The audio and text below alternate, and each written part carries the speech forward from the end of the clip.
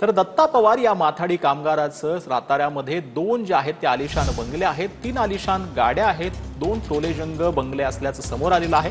दत्ता पवार आणि वादग्रस्त अधिकारी दिनेश दाभाडे यांनी काही कंपन्यांना लुटल्याचा आरोप जो आहे तो होतोय। भाजपा आमदार रवींद्र दटकेंनी हा आरोप केला।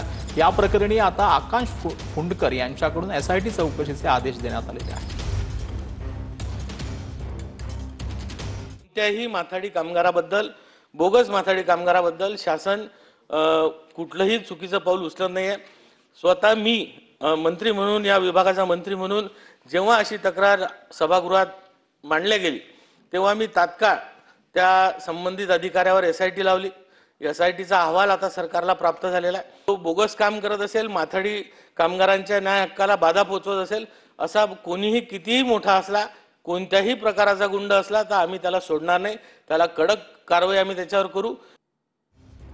तर माथाडी कामगार दत्ता पवार यांनी त्यांच्यावरती झालेल्या आरोपांवरती काय प्रतिक्रिया दिली ते पाहूयात। जावली तालुक्यातून या छोट्याशा गावातून पोट भरण्यासाठी मुंबईला आलो आहे।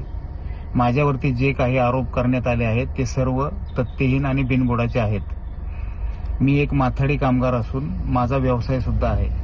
माझे जे काही उत्पन्न आहे ते मी लवकरच प्रसार माध्यमांसमोर मांडेन।